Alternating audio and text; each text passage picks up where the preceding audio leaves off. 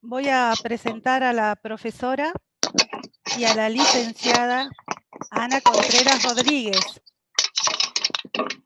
Es licenciada y profesora en educación musical, especializada en voz, con un posgrado en gestión cultural y comunicación, y actualmente está terminando una maestría en educación artística en la Universidad Nacional de Rosario. Es profesora de la UADER, en las cátedras de foniatría, y trabaja en proyectos de extensión y de investigación. Desde el año 2018 nos viene acompañando en ciclos de formación desde el uso de la voz y los cuidados acerca del mismo.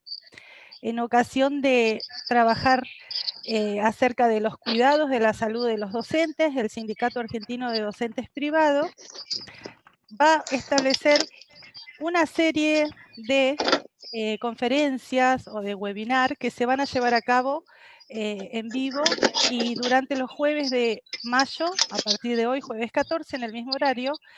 Y en esta primera nos vamos a encontrar para hablar nada menos que con el tema de la voz, que la voz, como bien veníamos publicando y comentando en nuestras redes, es la herramienta del trabajo. Cuando hablamos de las condiciones y del medio ambiente de trabajo de los docentes, de nuestros compañeros y de nuestras compañeras, tenemos que hacer sí o sí referencia a esta herramienta de trabajo que es la voz. La voz que para muchos, como profesoras de canto, seguramente viene a ser, es un instrumento, es una ustedes hablan de que el ser humano es como una caja sonora, en donde emitimos desde el primer ruido que hacemos desde pequeño, siempre vamos a entablar la comunicación de ese modo. Y también, ni hablar desde el rol que nos compete, que es el rol docente, en donde hacemos uso constante, continuo, permanente de nuestra voz. Es el canal por el cual uno se expresa, expresamos nuestras ideas, expresamos nuestros pensamientos, nos comunicamos. Hoy por hoy, que nos sentimos en una situación así como abatidos porque no se puede estar estableciendo el contacto de la mirada, pero al menos de cuerpo a cuerpo, al que le llamamos, al que estamos acostumbrados. Pero la palabra, oír la palabra del otro lado, es saber que estamos, es estar en contacto, es estar en presencia, estar en compañía. Así que a mí me gustaría, Ana, Anita, como te llamamos, y como que nos cuentes cómo tenemos que cuidar nuestro instrumento de trabajo, esta herramienta, cuáles son los usos o los mal usos que se le da. Y bueno, si es una enfermedad profesional, si se trata como tal, cuáles serían los criterios de evaluación para tratarla como tal. Hay un protocolo que habla de las enfermedades, ¿no? Es una enfermedad profesional dentro de lo que es la ley de riesgos de trabajo. ¿Cuáles son esos criterios que se establecen que es una enfermedad profesional o que es riesgo de trabajo? Bien, vamos a ir abordando de a poquito, son un montón de cositas para charlar, recontra interesantes, que por supuesto siempre necesitan después ser profundizadas cuando uno siente que algo se moviliza, ¿no? Cuando uno siente esa chispa de interés, está bueno profundizar, lo digo para todos los docentes que nos puedan estar escuchando. Lo primero es entender que el instrumento de la voz, que más allá de la voz como instrumento, entre comillas, musical, es la herramienta que usamos para comunicarnos desde el minuto que nacemos. O sea, nuestro cuerpo suena en general, ¿no? No solamente usamos la voz, usamos otros elementos, pero el ser humano con el tiempo desarrolló la capacidad de codificar estos sonidos laringios, vocales, y los transformó en un código repetible, unificable, que nos permite comunicarnos con coherencia. Y es una certeza que la voz es hoy por hoy la principal herramienta de comunicación. O sea, generalmente aportamos información con lo gestual, con lo visual, pero en general estamos muy acostumbrados en la sociedad actual a comunicarnos a través del sonido vocal.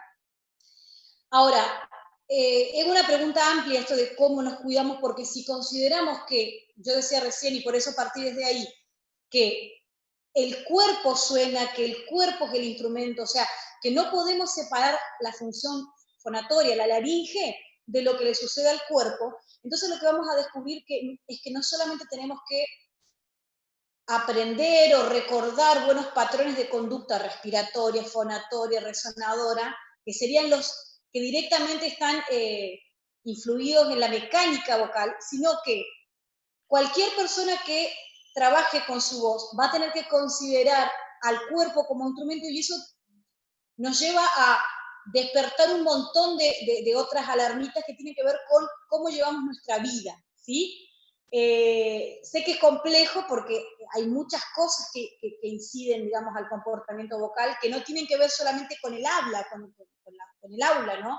Que tiene que ver con, por ejemplo, cómo estamos durmiendo, qué comimos anoche, si estamos pudiendo hacer reposo vocal, si estamos con algún cambio hormonal, o sea, como la laringe no puede separarse del cuerpo, todo lo que le pasa en nuestra vida cotidiana va a influir sobre nuestra voz. Esto, cuando lo estudiamos, cuando lo trabajamos, cuando lo damos en los cursos, es lo que llamamos higiene vocal, que es por lo primero que uno comienza como profesional a mostrar, digamos, los patrones de reaprendizaje de ciertas conductas, ¿sí? Lo primero que llevamos justamente a los talleres de reeducación vocal para docentes es esto, la higiene vocal, que nos permite ver que hay un montón de cosas alrededor de nuestra sanidad vocal, no solamente cómo usamos la técnica.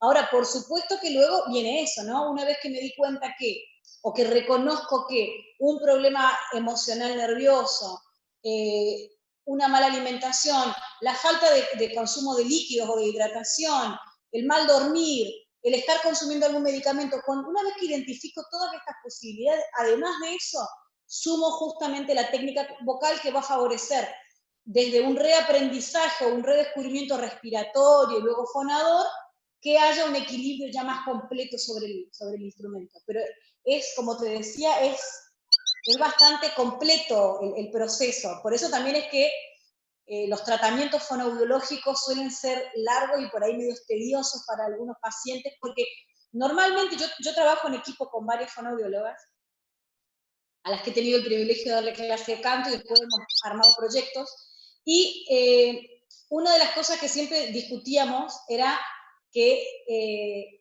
los docentes sobre todo, pero muchos profesionales que trabajan con la voz, llegan al consultorio cuando ya está la patología, cuando lo que queremos es revisar ya sobre la enfermedad. Entonces, como que lo que veíamos con ella era de qué forma abordar la prevención.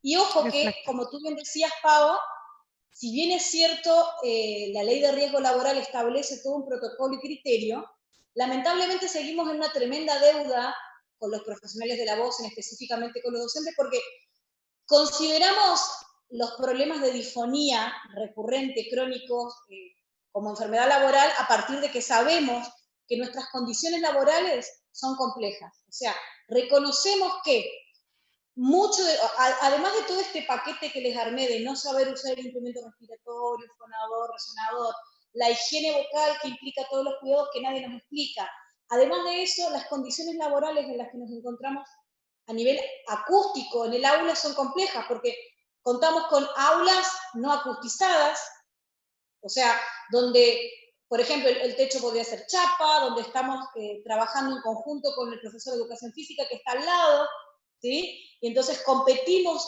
auditivamente, tenemos grupos demasiado grandes, entonces toda esa situación hace de este riesgo laboral. Y lo que te decía que es la gran deuda que tenemos digo porque trabajo en una institución donde los docentes de la carrera de canto tienen formación vocal, los de música, pero nos estamos quedando cortos con que si estamos reconociendo este problema como un problema de riesgo laboral, ya deberíamos estar hace años en las instituciones universitarias dando la materia de educación vocal o de higiene vocal a los futuros docentes.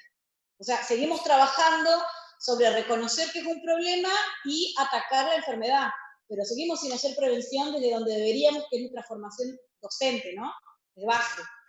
Yo creo que es importantísimo, Sí, tremendamente, porque sumamente lo que te importante. decías, al otorrino, al fonoaudiólogo, ya van las personas cuando ya está la molestia, de la molestia pasamos a la fibroscopía, que implica evaluar cuál es el resultante de esa molestia. O sea, percibimos, ni profesor de canto ni ningún fonoaudiólogo va a hacer un diagnóstico a nivel auditivo. O sea, cuando recién se acerca la persona podemos percibir que las características del sonido de su voz están alteradas, ¿no? Entonces, escuchamos el síntoma, una voz que tiene demasiado aire, un desfasaje de voz hablada, ¿no? La persona está hablando más abajo de lo que debería, escuchamos ronquera, ¿no?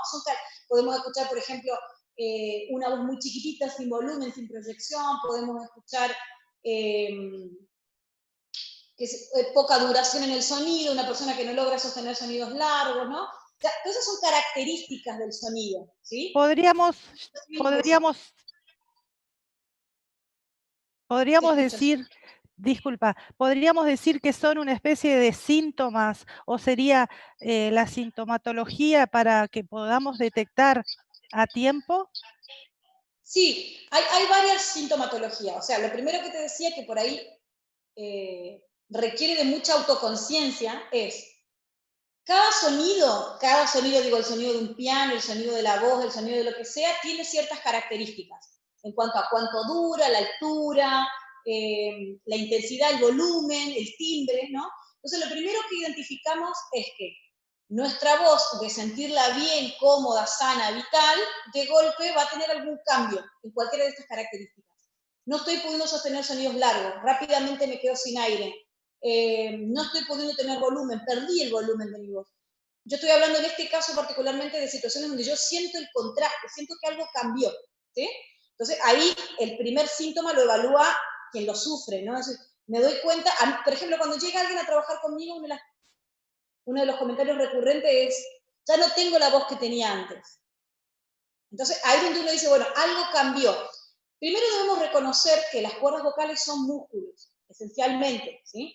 Entonces, como todo músculo, por supuesto, al igual que vemos alguna otra actividad física, deberíamos saber que los músculos se mantienen elásticos y en entrenamiento, que los músculos se desgarran, que los músculos se pueden lesionar, que los músculos, si no han sido bien tratados durante el tiempo, por supuesto, van a perder su elasticidad, que la edad también afecta. Bueno, hay un montón de cosas que por ahí las visualizamos con más claridad cuando hablamos de la actividad física. Cuando pensamos a las cuerdas vocales como músculos, nos damos cuenta que es lógico que si yo por muchos años he maltratado, digamos, este uso muscular, lo he sobreexigido, evidentemente eso va a tener repercusiones, ¿sí? Lo peor de esto es que, por ejemplo, yo siempre doy este ejemplo en los cursos. Si yo me desgarro un músculo de una pierna, no voy a trabajar. Inmediatamente aviso que estoy, pero en general, con la voz solemos seguir adelante un poquito más. O sea, cuando estamos con las primeras disfonías, que son disminuciones de la capacidad fonatoria, no hacemos el registro inmediato de que eso ya es una alteración fonatoria. Generalmente, ya para cuando entramos en una disfonía profunda o en una afonía, recién ahí decimos, bueno, no, acá está. Entonces, normalmente por eso que te decía que cuando llegamos a la consulta del otorrino, del fonoaudiólogo, en general ya hay algo más profundo. Y para la rehabilitación de la voz es necesario siempre un tratamiento fonoaudiológico, médico y farmacológico, indudablemente, y seguramente también con acompañamiento psicológico, ya que vos decías que en esto tenía que ver también el cuerpo y la mente, estas cuestiones que acompañan y que llevan. Digo, también muchas veces uno acude, por ejemplo, todos los años a algún control riguroso para ver si tiene que mejorar los anteojos, la vista y demás. Pero yo, por ejemplo, personalmente, y creo que no digo voy a ir a hacerme un control a no ser que no presente algún problema de disfonía u otras cuestiones. No es habitual que vayamos a hacernos ese control para ver si hablamos bien, si nos oímos bien, sí, porque a diferencia del que canta, que tiene esos niveles, ese volumen, nosotros los docentes no, seguro que gritamos. Si le preguntan a mis alumnos, a veces tal vez eleve un poco la voz, me imagino, pero no es que vamos a tener todo un seguimiento de decir hoy hablé un poco más elevado del tono habitual. Tal vez grite más en mi casa con mi hijo que en la escuela, digo. No Probable. tenemos por ahí el registro, sería así, ¿cierto? Sí, son muchas cosas que se cruzan ahí, porque por ejemplo, lo primero que mencionaste es cómo se aborda el tratamiento. El tratamiento no es siempre el mismo porque no sabemos cuál es la causa de la sintomatología. O sea, por eso decía que nosotros desde la parte auditiva nunca hacemos un diagnóstico. Podemos percibir que hay alteraciones, pero el principal diagnóstico se hace cuando hay una fibroscopía. Entonces, lo primero que derivamos es al otorrino, laringólogo, que es el que hace la fibroscopía. Eso, que es una camarita que entra y que observa realmente en qué estado están las cuerdas vocales, nos va a dar el primer pie para planificar cuál podría ser el tratamiento. Porque las causas de una disfonía son múltiples. O sea, el otorrinolaringólogo puede detectar que hay muchísima presencia de ácido gástrico en la parte superior de la laringe, entonces lo que diagnostica es una disfonía por mala alimentación, te da un omeprazol, que es un protector gástrico, y resulta que tomando eso te diste cuenta que inmediatamente bajó la acidez, bajó la irritación y tus cuerdas vocales funcionan bárbaro. Se acabó la disfonía. Podría ser que el otorrino descubra que no está viendo nada y que la disfonía pueda deberse, por ejemplo, a problemas de contracturas de cervicales severas que implican una mala posición, por ende una compresión sobre la zona laringea. Podría deberse a, empezamos a descartar y decimos, bueno, no hay nada, y le preguntamos al docente y nos encontramos que está pasando un momento de crisis, de angustia terrible. Eso que decimos vulgarmente, se me hizo un nudo en la garganta, es real, porque todo el sistema fonatorio está coordinado desde el sistema nervioso, o sea que toda esa información compleja que podamos estar vivenciando es la que da instrucciones al comportamiento de la laringe y se contrae. O sea, todo eso es una posibilidad. Muchas disfonías son funcionales, que tiene que ver con que todavía no aparece ninguna lesión orgánica y yo estoy haciendo algo mal. O sea que eso solamente se corrige con reeducación, con hacer terapia, ejercicio, no necesariamente en el fármaco, en el psicólogo. Hay otras situaciones donde puede haber una disfonía profunda y no lo resolvemos ni con el fonoaudiólogo ni con el fármaco, sino con el psicólogo. O sea, eso es lo complejo del proceso, que es un área que no vemos, ¿no? De nuestro cuerpo, no es como cuando yo tengo un hematoma o me caí, que puedo más o menos visualizar lo que está pasando. No sé lo que está pasando, necesito ese chequeo del otorrinolaringólogo para poder recién ahí planificar y más o menos tener una idea de qué es lo que puede estar pasando. Ahora, convengamos que los tratamientos fonoaudiológicos son largos, ¿sí?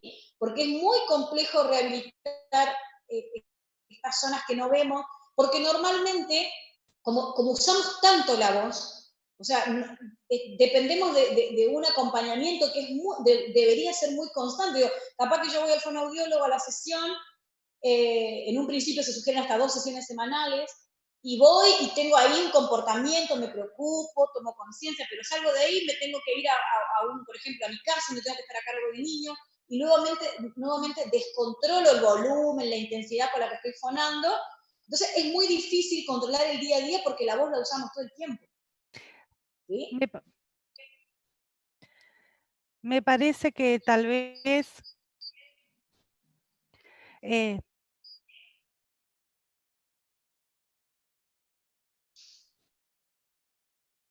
no la escucho ahí, no la escucho por eso. Ah, bueno, perdón. Tal vez Ana pensaba, el ejercicio lo pensaba hacia mí primero, ¿no? Es más empático. Pensar en hacer reposo de la voz, porque si vos decís, como vos dijiste, te rompiste la pierna, tenés que hacer reposo, tenés la muleta, pero es difícil decir, tener que hacer lo primero, el reposo de la voz.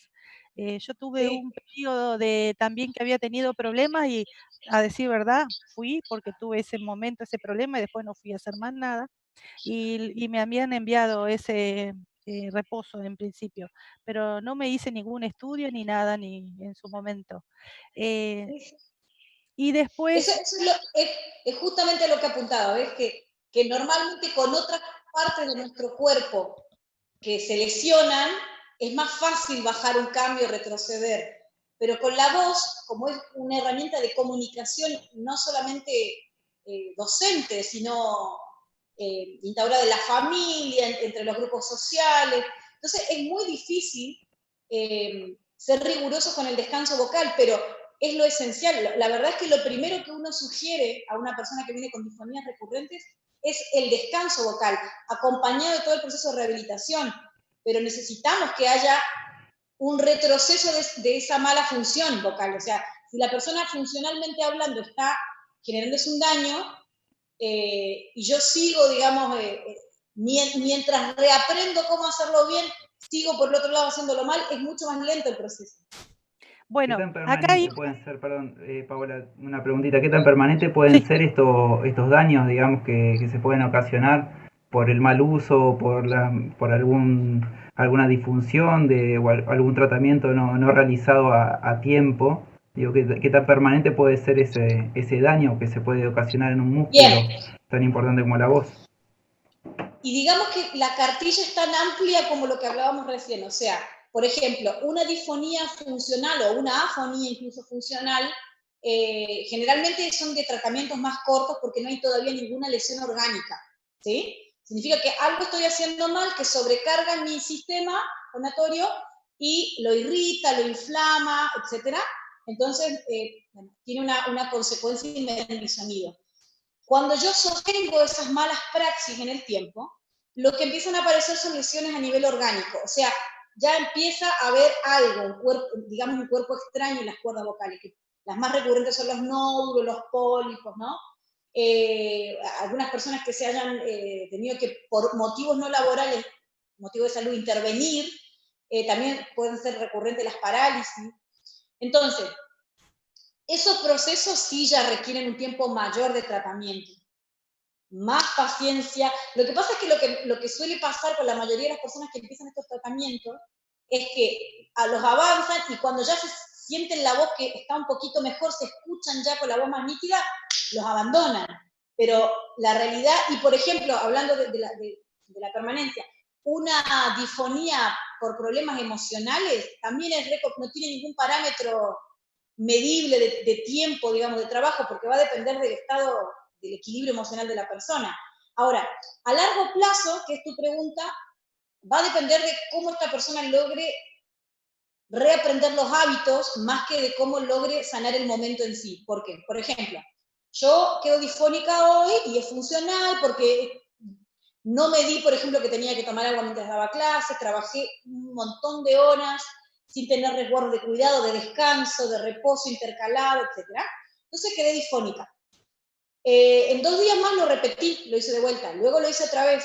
Voy al fonoaudiólogo, me enseña algunos ejercicios, me cuido, pero si en realidad yo lo que no reaprendo es a inhibir ese mal hábito general, voy a repetir nuevamente el proceso. O sea, lo que nos pasa con muchos, por ejemplo, disfónicos que generan nódulos, es que sanan de un nódulo y en un tiempo, si lo que no hicieron es un profundo proceso de conciencia, de cómo rehacer todo esto de la fonación, vuelven a generarse el nódulo, ¿sí?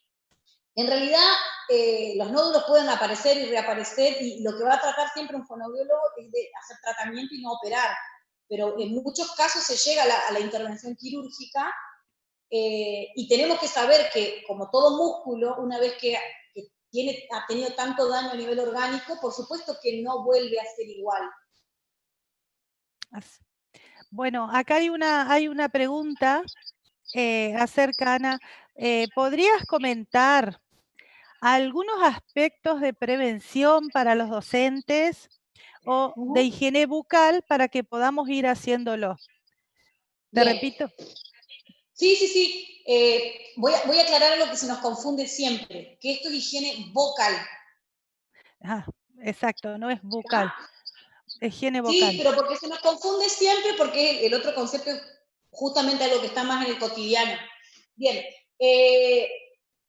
lo primero son pautas generales, ¿no? O sea, generalmente cuando trabajamos esto, en los talleres que doy, los vamos ordenando para diferenciar aquellas que son pautas generales, como, por ejemplo, si las cuerdas vocales son músculos, como todo músculo, no pueden estar en exposición, en trabajo cotidiano, o sea, necesitan procesos de descanso, ¿sí? ¿Se imaginan un atleta de alto rendimiento corriendo 13 horas al día sin parar?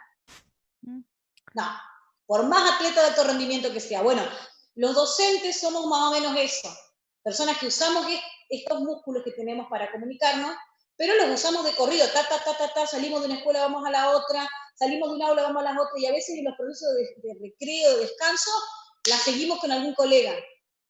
Entonces, la verdad es que no nos callamos más y hacemos muy poca conciencia de los procesos de descanso. Pensemos que son músculos. Literalmente sería por más que vayan trotando, como que yo los tenga trotando desde que se levantan hasta que se acuestan. Imagínense cómo se acostarían de acalambrados. Bueno, eso es un buen patrón, hacer conciencia de los procesos de descanso necesarios para los músculos vocales. ¿Sí? El consumo de líquido. Tomamos muy poco líquido y lamentablemente debo decirle, y acá me voy a meter en un terreno complejo, el mate no lo reemplaza. Porque mate, té y café son bebidas que de hecho irritan la mucosa que tapiza todo el tracto vocal. O sea, son irritantes de la mucosa. Todo lo contrario, me van a resecar. ¿Qué significa que tengo que tomar mate? No me meto ahí porque yo sé que me linchan. Pero sí que no podemos reemplazarlo por el agua. O sea que si tengo el hábito de tomar mate en la escuela, también tengo que sumar el mate de ir mezclando y combinando con agua. Puedo tomar mate en los recreos y en el aula agua. Es necesario agua a temperatura ambiente. Esto no es milagroso, no es que yo tomo solamente agua cuando estoy dando clases. O sea, la hidratación para que beneficie la zona laríngea justamente tiene que ser a nivel de una absorción del cuerpo. No es que el agua que yo ingiero ahora va a pasar por la laringe. De hecho, no tiene nada que ver, va por el esófago. ¿Sí? O sea, a la laringe solamente entra aire. Eso significa que para que el agua que yo bebo a modo de hidratación beneficie toda la mucosa es como el aceite de todo el mecanismo. Entonces necesitamos estar bien aceitados. Y para que esto beneficie mi laringe directamente, tiene que llegar al estómago, el cuerpo lo tiene que integrar, procesar, y entonces yo íntegramente estoy hidratado. ¿Qué quiero decir con esto? Que tenemos que hacer, los docentes que trabajamos con la voz, del consumo de agua un hábito. Ir de a poquito, porque sé que no es fácil para que no esté acostumbrado. Ir de a poquito metiendo una botellita de medio al día, 2 botellitas de medio al día, vamos.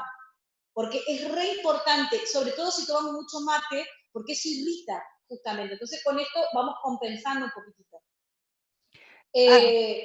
Sí. Otra que tiene que ver con lo que estás diciendo, ¿cómo realizamos exactamente estos descansos? ¿Y qué ejercicios podemos hacer?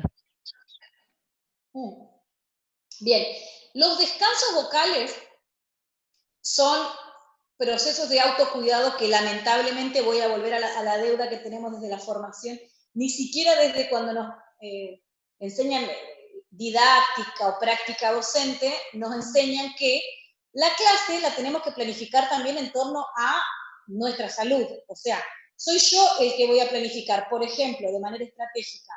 Bueno, a ver, expongo una actividad, hablo durante 15, 20, 30 minutos y luego genero ya en mi planificación de clase un descanso de otros 15. Porque en el fondo soy yo el que lleva la rienda de eso. Bueno, expliqué, listo, ahora escriben, ahora copian, ahora buscan, ¿sí? O sea, yo soy el que me hago cargo de tener pequeños tips de descanso vocal que voy a ir usando, voy intercalando a medida que voy dando clase. ¿Se entiende? Exacto. O sea, Sí, ahí sí. donde nadie nos explica esto, pero requerimos de nuestras propias estrategias, digamos. Exacto. Y también, más allá del descanso, ¿cómo sería hablar en un tono óptimo?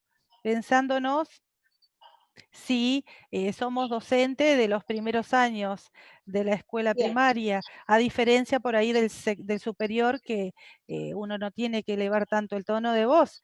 Sí, sí, Me sí. imagino a la profe, a la seño, sobre todo también a la seño del nivel Sí. inicial. Las áreas de mayor riesgo docente son los profesores de educación física, jardín y primer ciclo. Ujú. Así que es totalmente correcto. Por eso, Acá nuevamente podemos recurrir a dos cosas. Uno, las estrategias de técnica vocal son para todos. O sea, todos tendríamos que tener estrategias de técnica vocal. Con mayor razón aún, los docentes de estas áreas. ¿Qué significa técnica vocal? Aprender a usar la musculatura abdominal para proyectar volumen, no la laringe. Eso es técnica. Uno cuando adquiere estos procesos técnicos aprende primero, hace todo un proceso de aprender a respirar o recordar, digo yo, una respiración costo-abdominal diafragmática, que implica que no hayan tensiones en la zona torácica ni en la zona del cuello, que implica que tomamos un caudal más profundo de aire. Luego aprendemos que esa capacidad respiratoria la ponemos en función de un sonido potente cuando activamos la musculatura abdominal, que es lo que llamamos apoyo. Cuando apoyamos un sonido en la zona abdominal, que vendría a ser el motor y fuerza, no requerimos sobrecargar la laringe.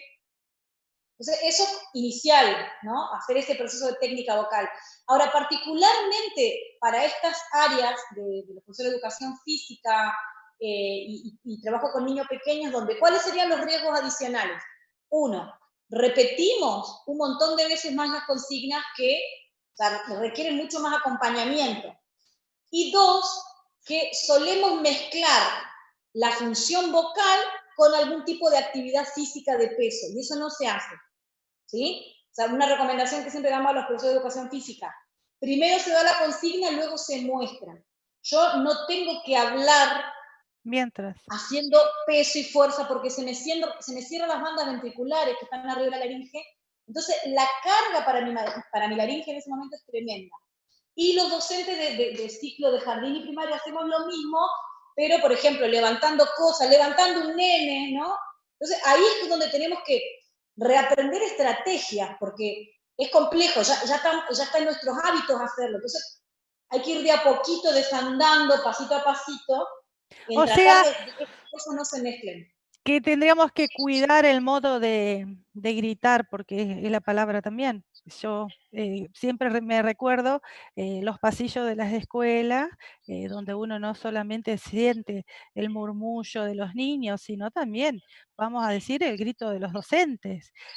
Bueno, Se escucha más de afuera a veces entonces cuando... lo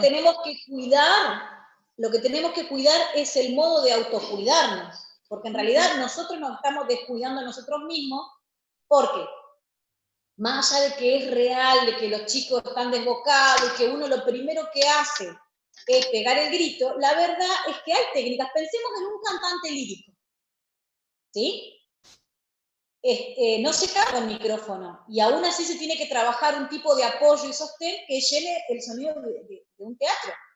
O sea, la voz tiene las características con un buen entrenamiento para sostener grandes volúmenes. Lo que pasa es que se hace de manera técnica.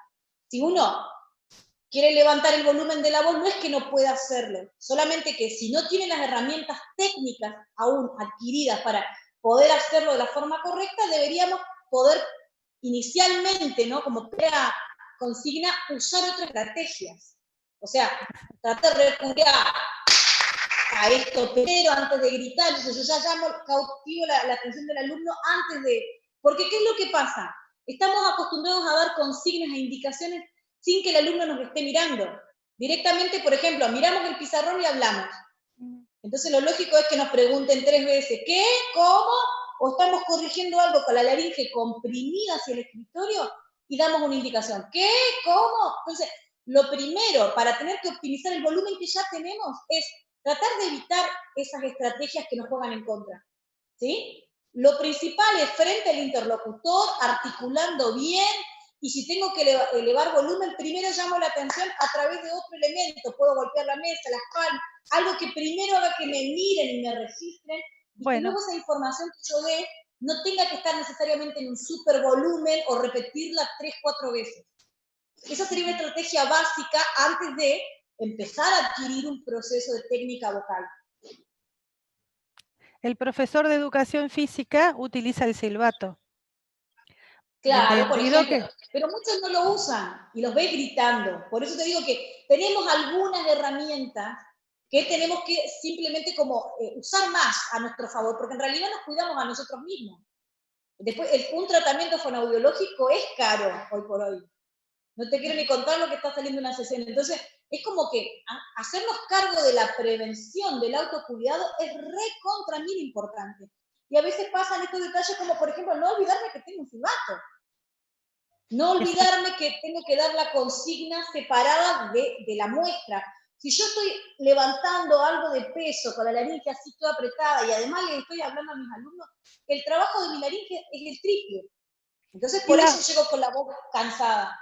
¿Y la posición tiene algo que ver, por ejemplo, que estar de pie, estar sentada en el escritorio, estar más cerca, caminar entre los bancos, no quedarte? Bien. Es la disposición. Sí, la posición tiene muchísimo que ver, por eso te mencioné hace un ratito esta condicionante, por ejemplo, de algún problema cervical severo, porque la laringe está ubicada, digamos, su ubicación en el cuerpo, nosotros decimos en la garganta, ¿no? Pero está conectada justamente con la zona cervical, ¿sí? Convengamos que en el cuerpo está todo conectado, por eso arranqué diciendo que no tenemos que hacer una mirada solo de la parte fonatoria, sino la parte orgánica. Completo. Entonces, si yo tengo el problema severo a nivel cervical, eso va a afectar mi posición. Y que afecte mi posición va a afectar la ubicación de mi cráneo. Por ende, si yo tengo la tendencia a tensar el maxilar hacia adelante, comprimir la laringe, sobreestirar la laringe, ¿se entiende? Todo ese desequilibrio postural, por supuesto que reflota de manera directa en la sobrecarga fonatoria. Entonces, no es que haya una condición directa en que no puedo dar clases sentado, pero si voy a estar sentado, tengo que estar bien sentado. El peso sobre mis isquiones, la columna derecha, para no afectar esta zona, ¿sí? De todas maneras, si voy a caminar, tengo que tener lugar, porque si voy a caminar así todo encorvado, lo mismo.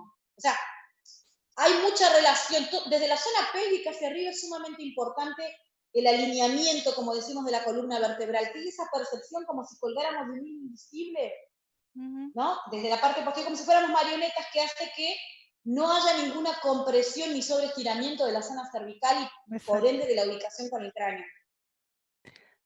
Después, sí, para eso mismo. Eso quería decir, si podríamos, bueno, acá agradecen por el espacio y bueno, también para agradecerle desde ya en esta primera webinar o en esta conferencia a Anita por su predisposición. Ella ha llevado a cabo ya estos ciclos de formación y bueno, por tu buena predisposición y la verdad que es un tema muy interesante y que va a invitar para seguir abordándolo, sobre todo como una herramienta desde el aula. También agradecer a todos los que nos han acompañado. Y bueno, los tiempos son tiranos, dirían los tiempos de televisión, en este caso, los tiempos del vivo.